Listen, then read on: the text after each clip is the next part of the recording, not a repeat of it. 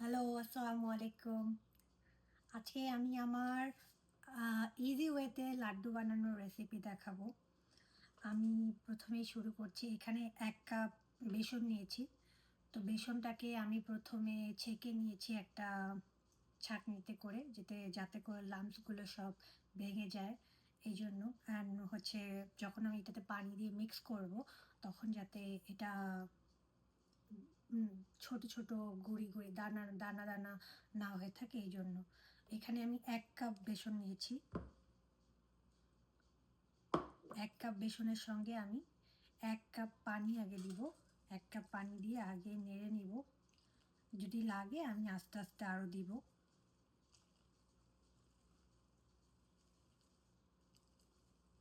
সঙ্গে দিব হচ্ছে আগে জর্দার রং। জর্দার রং বলতে যেকোনো ফুড কালার অথবা যে কালার যে যেরকম কালার চায়। আজকে আমি শুধু অরেঞ্জ কালার দিয়ে করব। অনেক সময় আমি ইয়েলো আলাদা করি, অরেঞ্জ আলাদা করি, করে তারপর হচ্ছে দুটো একসঙ্গে দিই যাতে দেখতে ভালো লাগে। তো আজকে আমি এটা বানাচ্ছি আমার একটা ফ্রেন্ডকে দেওয়ার জন্যে। তো ফ্রেন্ড ও লাড্ডু খেতে চাইছে আমার হাতে। তো অনেক দিন হয়েছে লাড্ডু খাই না আমার, বললো। তো যাই হোক, তো এটার জন্য আমি আজকে বানিয়ে নিচ্ছি এটা। তো ওকে আমার ব্যাটারটা একটু পাতলা করব আমি। সো এখানে আমি একটু পানি অ্যাড করব। সো ১ কাপ পরিমাণ বেসনের জন্যে ১ কাপ পানি, তার থেকে আমি সামান্য একটুখানি বেশি নিয়ে নিচ্ছি। এটা 1/3 কাপ, ছোটো কাপটা, ওটার জন্য 1/3 কাপ নিচ্ছি। সো এটা হয়ে গেছে। ঘিও অ্যাড করব। ঘি দিলে হচ্ছে লাড্ডুর ফ্লেভারটা অনেক ভালো আসে এবং হচ্ছে খেতেও মানে স্মেলটা অনেক ভালো আসে। তো আমার যেটা টেকনিক ইজি ওয়ে আমি বলছিলাম, সেটা হচ্ছে মানুষ লাড্ডু দিলে আমরা কি করি, এইভাবে আগে আমরা বাটির মধ্যে হাত ডুবিয়ে তারপরে এমন এমন করে ছোট ছোট দানা দানা করে ভাজি। কিন্তু আজকে আমি হচ্ছে লাড্ডু এইভাবে ছোট ছোট দিব। এই জন্য আমি কোনো গোল কড়াই নেইনি, ডুবো তেল দেইনি। আমি জাস্ট এরকম ছোট ছোট করে বড়ার শেপে ভেজে নিব। জাস্ট বড়ার শেপে ভাজবো আগে এগুলোকে। এটাকে ভালোভাবে নেড়ে চেড়ে উল্টে পাল্টে নিতে হবে। মেক শিওর যাতে ভিতরটাতে সেদ্ধ হয়, ভেতরটাতে যাতে নরম না থাকে, এটা যাতে একদম বিস্কিটের মতো শক্ত থাকে। বেশি নরম হয়ে গেলে এটাকে আমি ব্লেন্ডারে ব্লেন্ড করতে পারবো না, কারণ আমি এটাকে গ্রাইন্ডারে অথবা ব্লেন্ডারে দিয়ে আমি এটাকে গুঁড়ো করব। তো এই জন্য যাতে এটা শক্ত থাকে, নরম হয়ে গেলে ওই জিনিসটা আর হবে না। সবগুলো একটা একটা করে ভাজা হয়ে গিয়েছে। আমি খুব অল্প আঁচে মিডিয়াম হিটে আমি এগুলোকে একটা একটা করে ভেজে শক্ত করে নিয়ে হালকা শক্ত করে, কারণ বেশি জাল দিয়ে ভাজলে এগুলো ভেতরে হবে না, জিনিসটা ভেতরে কাঁচা থেকে যাবে, উপর থেকে শক্ত হবে। তো আমি এটাকে হালকা আঁচে, মিডিয়াম আঁচে আমি একদম পুরোটাকে শক্ত করে একদম ভালো করে ভেজে নিয়েছি। আমার লাড্ডু বানানোর জন্য যে জিনিসগুলো, এগুলো একদম হয়ে গিয়েছে, ভেতরে আর একদমই কাঁচা নেই, পুরোটাই শক্ত করে আমি ভেজে নিয়েছি। তো এখন আমি এগুলোকে একটা একটা করে ব্লেন্ডারে দিয়ে ছোটো ছোটো করে দেন আমি এটাকে একটু এখনও গরম রয়ে গেছে। সবচেয়ে ভালো হতো যদি ঠান্ডা করে করা যেত, যেহেতু আমার কাছে টাইম নেই বেশি। তো এই জন্য আমি এটাকে আগে করে নিচ্ছি। একবারে এতক্ষণ হচ্ছে না, আমি এটাকে অল্প অল্প করে দিয়ে তারপর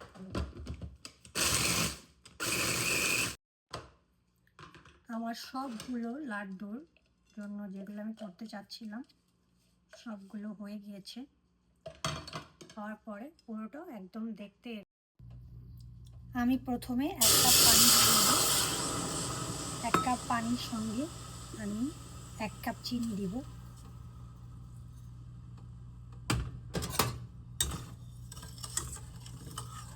আমি এটার সঙ্গে একটু ফুড কালারটা অ্যাড করব, যাতে কালারটা একটু গাঢ় হয় দেখতে।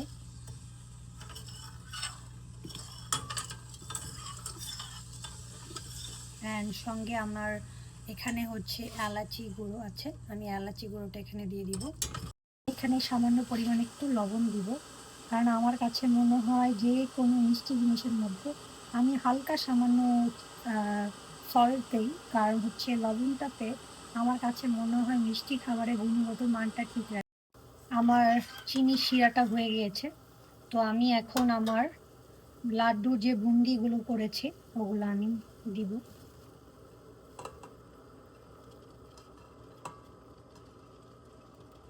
পুরোটা ঢেলে দিব, দিয়ে আমি এখন ভালোভাবে এটাকে নেড়ে চেড়ে নিব। জাল পানি শিরাটা শুকিয়ে আসার আগ পর্যন্ত আমি এটাকে ভালোভাবে নেড়ে চেড়ে, এটা অলমোস্ট হয়ে গিয়েছে। তো আমি এখন এটার সঙ্গে একটু সামান্য পরিমাণে কেওড়ার জল ব্যবহার করছি, যাতে স্মেলটা ভালো আসে সেই জন্যে।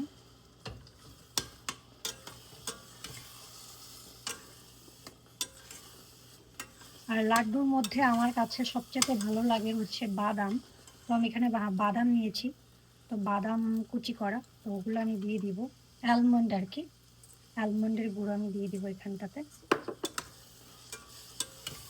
আমার লাড্ডু অলমোস্ট হয়ে এসছে রান্না করা। ওটা রান্না করার পরে আমি কিছুক্ষণ এটাকে ঠান্ডা করতে দিব। ঠান্ডা করার পরে আমি এগুলোকে হালকা হালকা করে গোল করব।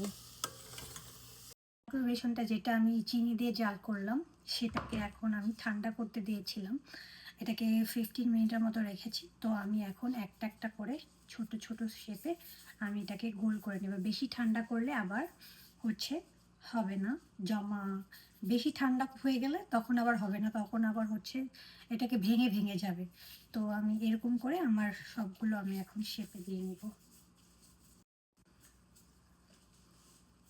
অনেকে লাড্ডুর মধ্যে বাদাম পছন্দ করে না, কিন্তু আমার কাছে লাড্ডুর মধ্যে বাদাম খুবই পছন্দ। আমার মনে হয় মুখের মধ্যে বাদামটা যখন কামড় পড়ে তখন আমার কাছে খুব ভালো লাগে।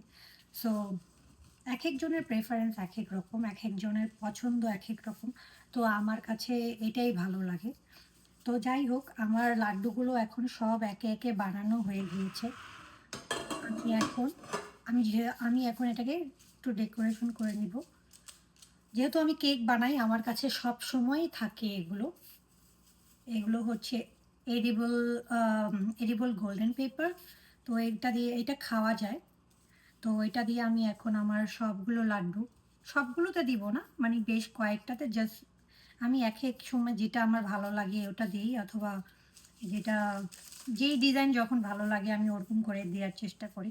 তো দেখতে আর কি ভালো লাগে লাড্ডুগুলোতে, মানে আমি কখনো বাদামের উপরে ক্যাশু বাদাম দিয়ে দিই উপরে, তারপর এক এক সময় এক একটা দিই, কোনো ঠিক নেই। বাট আজকে মন চাইলো যে আমি যাতে এই লাড্ডুতে হচ্ছে আমি এটা দিই, যেহেতু আমি এটা রিলে বানাচ্ছি, সবগুলোতে ইয়ে করবো না, জাস্ট কয়েকটাতে, জাস্ট সৌন্দর্য না, এটাতে দেখতে ভালো লাগে দেখতে, এই আর কিছুই না।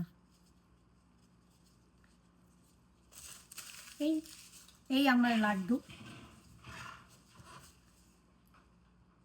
ট্রাই করে দেখবেন অবশ্যই আমার এই লাড্ডুর ইজি রেসিপিটা, কেমন লাগে আমাকে জানাবেন। আর আশা করি আপনাদের সবার ভালো লাগবে। খুবই ইজি রেসিপি, খুব অল্প সময়তে ঘরে বসেই এত সুন্দর লাড্ডু তৈরি করে নিতে পারেন। আমি আমাকে জানাবেন আপনাদের কেমন লাগছে, এবং ভালো লাগছে খারাপ লাগছে যেরকমই হোক আমাকে জানাবেন অবশ্যই। অ্যান্ড আমি আবারও নেক্সটে আবারও একটা কোনো ইজি রেসিপি নিয়ে আবার আপনাদের সঙ্গে একটা রিল নিয়ে আবার আসবো। ভালো থাকবেন, আল্লাহ হাফেজ।